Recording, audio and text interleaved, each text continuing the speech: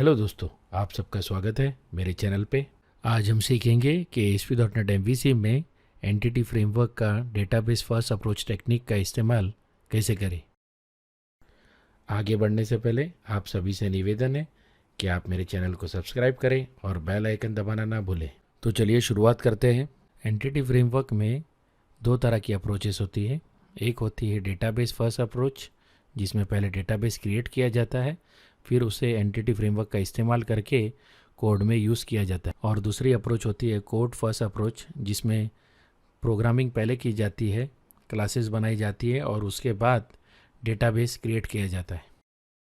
जैसा कि आप सब जानते हैं, एंटिटी फ्रेमवर्क का इस्तेमाल डेटाबेस कनेक्टिविटी के लिए होता है। आज मैं आपको सिखाऊंगा कि ASP.NET MVC में एंटिटी फ्रेमवर्क को कैसे कॉन्फ़िगर करते हैं और किस तरह डेटाबेस से कनेक्ट करते हैं। सबसे पहले चलते हैं सॉल्यूशन एक्सप्लोरर की ओर, जहां पर हम एंटिटी डेटा मॉडल को ऐड करेंगे।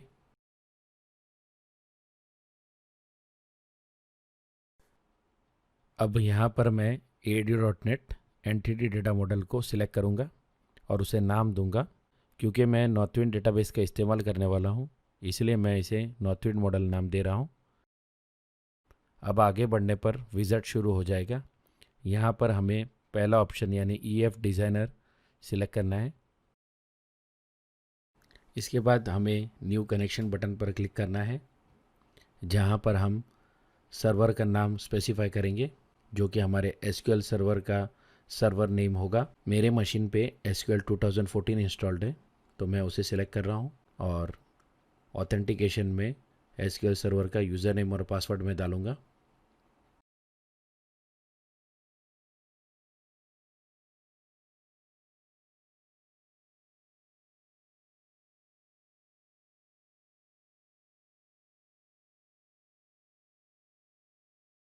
अब हमें डेटाबेस का नाम सिलेक्ट करना है जिससे हमें कनेक्ट करना है। मैं यहाँ पर नॉर्थविंड डेटाबेस से कनेक्ट करूँगा। यहाँ पर मैं आपको बताना चाहूँगा कि नॉर्थविंड डेटाबेस के इंस्टॉलेशन और डाउनलोड डिटेल्स के लिए आप मेरे वीडियो पर जा सकते हैं। वीडियो की लिंक आपको राइट हैंड साइड में मिल जाएगी। तो चलिए अब हम टेस्ट कनेक्शन बटन पर क्लिक करते हैं और आप देख सकते हैं कनेक्शन सक्सेसफुल है। अब मैं ओके कर इस विंडो को क्लोज कर दूँगा। अब यहाँ पर आपको दो ऑप्शन मिलते हैं, येस या नो, यानी कि आपको यूज़र नेम और पासवर्ड को web.config में सेव करना है या नहीं। फ़िलहाल के लिए मैं येस पर क्लिक करके आगे बढ़ रहा हूँ। यहाँ पर मैं एंटिटी फ्रेमवर्क 5 का इस्तेमाल कर रहा हूँ, आप चाहे तो 6 भी कर सकते हैं। इस विंडो में आपको जो भी टेबल, व्यू या स्टोर प्रोसीजर जिसे आप यूज़ करना चाहते हैं एंटिटी फ्रेमवर्क का इस्तेमाल करके, उसे आप सिलेक्ट कर सकते हैं। यहाँ पर मैं कस्टमर्स टेबल का इस्तेमाल कर रहा हूँ और मैं फिनिश बटन दबा दूंगा। आप देख सकते हैं कस्टमर्स टेबल का डेटा मॉडल रेडी है और इसी के साथ हमारी एंटिटी फ्रेमवर्क की कॉन्फ़िगरेशन भी पूरी होती है।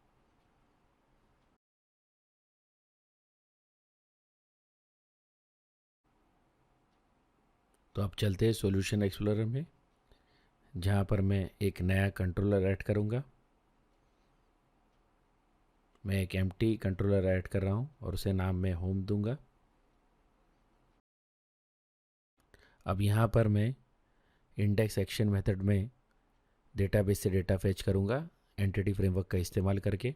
तो चलिए शुरुआत करते हैं। यहाँ पर मैं नॉर्थविंड एंटिटीज़ क्लास का इस्तेमाल करके उसका एक ऑब्जेक्ट बना रहा हूँ। ये क्लास ऑटो जनरेटेड है और एंटिटी फ्रेमवर्क द्वारा बनाई गई है।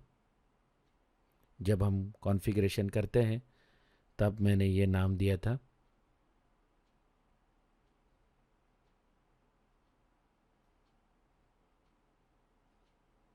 अब डायरेक्टली व्यू फंक्शन के अंदर मैं एक लिंक क्वेरी लिख रहा हूँ।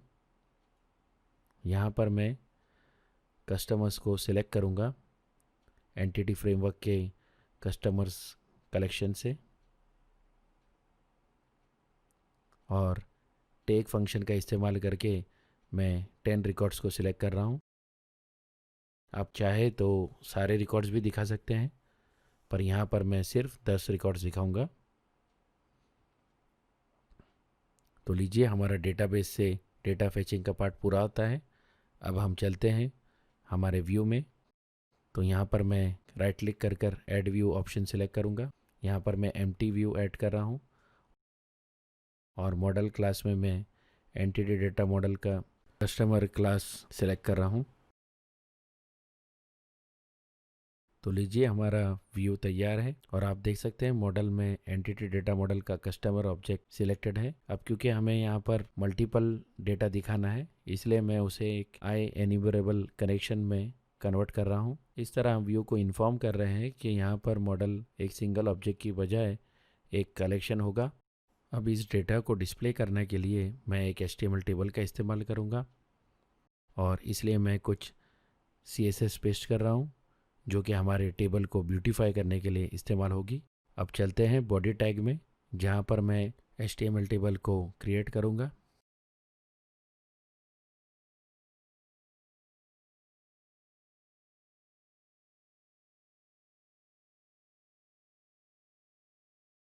सबसे पहले मैं एक HTML टेबल बना रहा हूँ।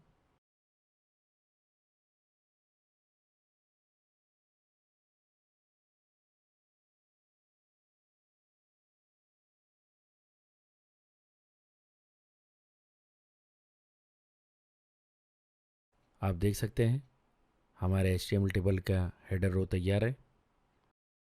अब इस HTML टेबल के अंदर मैं रेजर सिंटैक्स का इस्तेमाल करके एक फॉर लूप लिखूंगा और HTML टेबल की रोज़ को डेटा के हिसाब से पॉपुलेट करूंगा। यानी कि मान लीजिए यहाँ पर 10 रिकॉर्ड्स है तो HTML टेबल में 10 रोज़ पॉपुलेट होगी।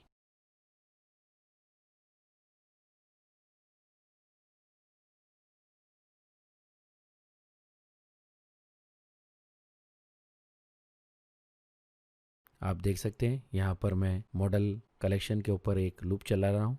अब लूप के अंदर मैंने TR एलिमेंट और TD एलिमेंट का इस्तेमाल करके सारे कॉलम के वैल्यूज़ को स्पेसिफाई कर दिया है।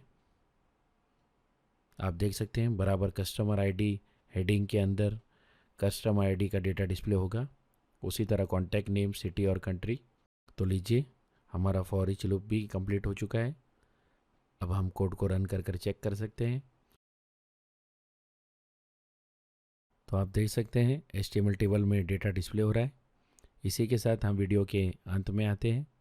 आज हमने सीखा कि किस तरह एंटिटी फ्रेमवर्क को कॉन्फ़िगर किया जाता है, किस तरह उसे डेटाबेस से कनेक्ट किया जाता है और साथ ही साथ उसको MVC में किस तरह यूज़ कर सकते हैं।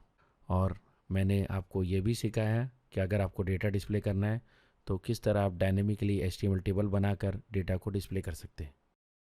सोर्स कोड की लिंक मैंने डिस्क्रिप्शन में डाल दी।